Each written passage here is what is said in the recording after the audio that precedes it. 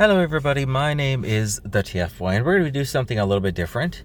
As you've probably been well aware, a lot of people have talked about the new Blaster and Soundwave cassette that is coming from cassette pack, or not cassette pack, 2-pack that is coming from San Diego Comic-Con and the retail exclusive, of course. I chose to wait on that a bit just to see what the battle cards are going to be like, and we have them. So for now, let's talk about this. So here we have Blaster in its cassette mode. Its text reads, your starting star limit increases by 1 for each mini cassette on your team. This starts the game with all mini cassettes on your starting team under it. Now, because of that second keyword, this starts the game with all mini cassettes on your starting team under it. Is very unlikely that you can run Blaster and its 3 mini cassettes just out there and have nothing under them. I think you have to put any mini cassettes you put on your team under Blaster. And when you do, you can increase the start limit. I love that. I love the dynamic nature of being able to adjust star limits like that. This is kind of what I wanted from Metroplex, to be honest. I wish Metroplex was a little bit more dynamic in how he built it and how he played, but he's not, unfortunately. For now, we have Blaster in robot mode. When you flip to this mode, deploy a mini cassette from under him. When you do, play the top card of your deck. Pretty solid, honestly. I think this is pretty nice, honestly. And he's 10 stars. The stats on this 10-star guy is not bad. Like 514-1 it's fine. You know, a little bit more health than normal, I believe. The attack is decent. The armor isn't too great, but it's not really why you have Blaster here. And he's a specialist, which is a big deal. As far as his mini cassettes, we have Eject, which is stealth, and all the cassettes have stealth in their cassette mode. Or I guess in their alt mode, since they don't actually say cassette. But anyways, when you flip to this mode, look at the top 2 cards of your deck. You may scrap them. It's also important to note when it comes to Blaster and Soundwave, when you eject the cassettes, they get out in their bot mode. So Eject would start in this bot mode, and then you could flip him into Eject. He doesn't start as a cassette. He starts in bot mode. But he reads, when this defends, enemies can't use Bolt this turn, which is pretty nice as far as like mitigating damage. You have Ramhorn, who has, when you flip to this mode, you may move an armor from one of your characters to another. Very good with cards like Bash and Shield, who whenever you do, you get to scrap another enemy armor if they have it. So it could be nice. Or if you guys are about to die, you know, why not if you're able to spare the flip. Bot mode is when this defends, you may play a white armor. We don't have a lot of white armors. I think we have Force Field, and I'm not sure if the one that mitigates an even amount of damage, you know, the one that if you take an even amount of damage, it mitigates it all. I'm not sure if that's white or blank. I think that might be white. But we do have Force Field, and that's pretty nice with this. And then we have Steeljaw, who has Bold 1 in his bot mode. Now, we don't have the actual artwork of the cassette, so I'm just going to refer to the old IGN article just to look at his... Oh, my goodness. Gimme. No? I'm trying to... There we go. Okay. So, in his cassette mode, he has Stealth.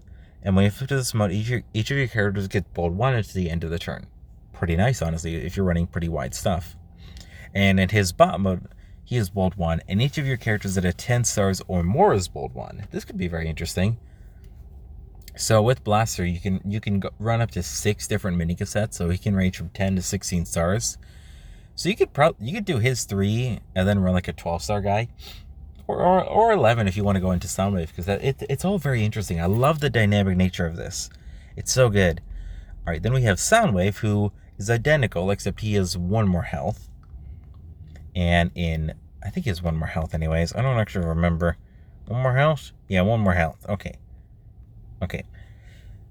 This starts the game with the mini cassettes under it, likewise. And Soundwave has 2 defensive bottom mode, only 4 attack. But when you deploy a mini cassette, you look at your opponent's hand and choose a card from it. Your opponent puts that card on the top of their deck, which can be very interesting in terms of disrupting flips or just general disruption, because whenever they flip that card, they're not going to get it back unless it has a green pip. Then they can just swap it out for something else. Buzzsaw, when you flip this mode, you move a weapon from one of your characters to another one. That's honestly pretty nice. When this attacks, you may play a blue weapon. Could be interesting. The buzzsaw thing could be very interesting because it allows you to preemptively set up maybe grenade launchers or whatnot, and you can just stick it on a character. And when you're like, I don't really want it on the character, you just flip it buzzsaw and get stuff going. And when he attacks, you might play a blue weapon, which is not too bad. Of course, it doesn't have to be on Buzzsaw specifically. So if you like want to attack with Buzzsaw and you have, like, say, an Energon Axe and Buzzsaw is not damaged, you can put it on one of your other guys. You don't have to play the blue weapon onto Buzzsaw. You can just play a blue weapon and be a little preemptive. Frenzy, when you flip to this mode, your opponent reveals 2 cards from your deck. You may have your opponent scrap those 2 cards. I don't know if you'll be able to choose whether you can do one or both. I assume you can choose. But either way, this is pretty nice. Again, just disruption as far as, like, messing with your opponent's flips. When this attacks, enemies can't use tough. I mean, this is nice, but how much? I don't know if Frenzy's gonna be able to do enough damage for this to be super relevant. But hey, who knows?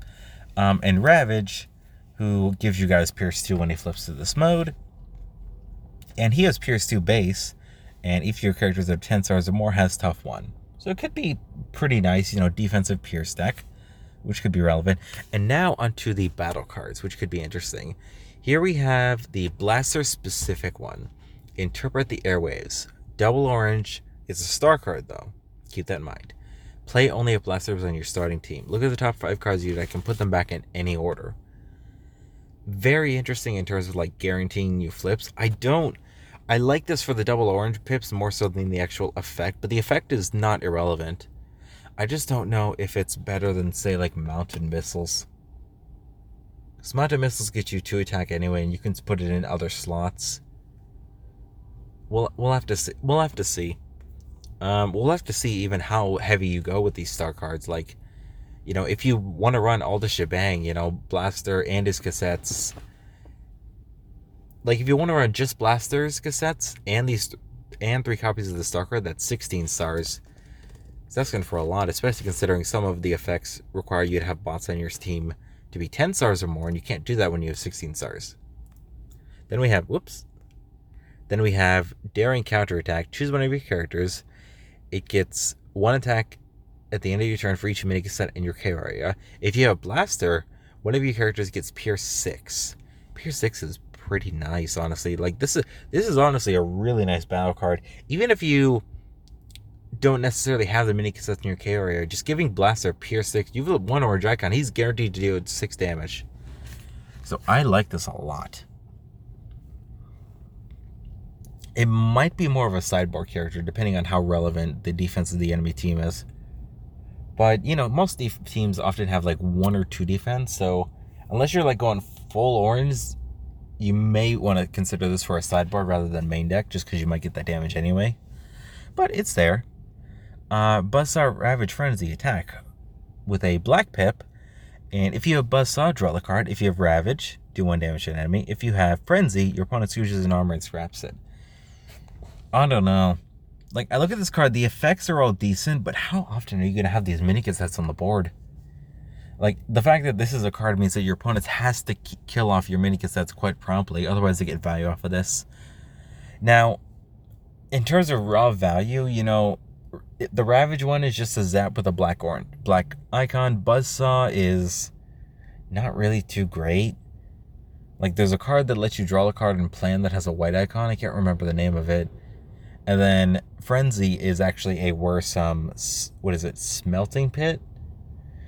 The green battle icon that lets your opponent choose an armor to scrap.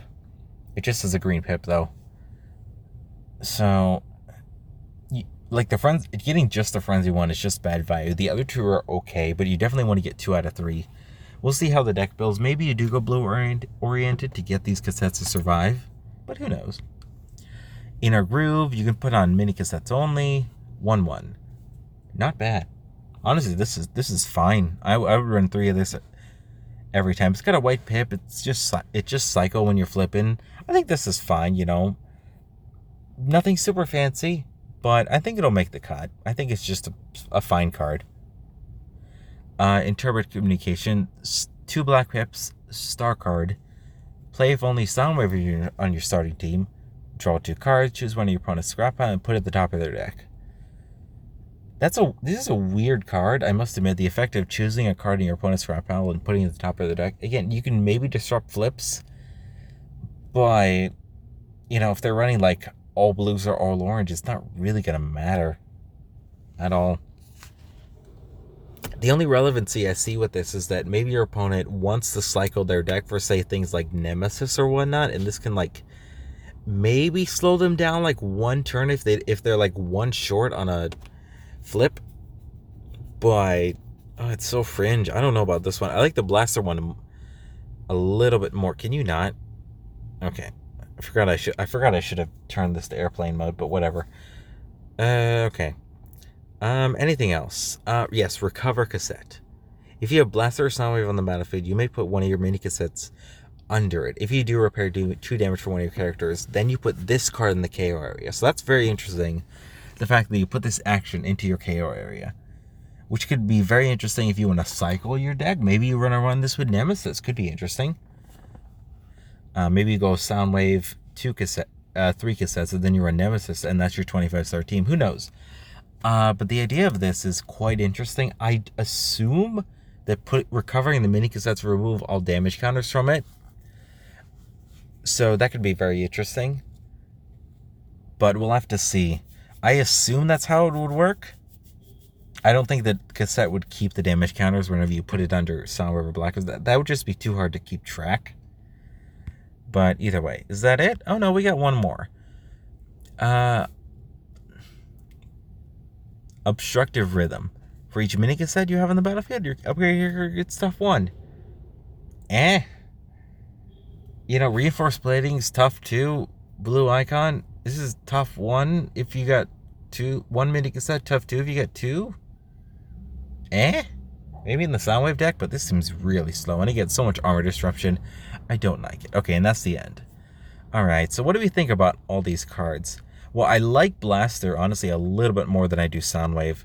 I think he's going to be very, very interesting.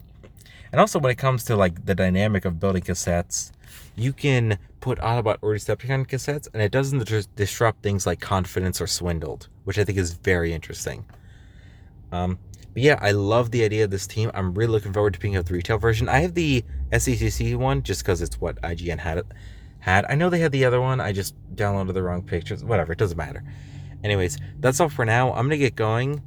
And yeah, you guys have a good day. I look forward to messing with this and bringing my deck ideas because I love the dynamic of this. I've said that too many times. Okay. Anyways, I will see you guys next time. TF out.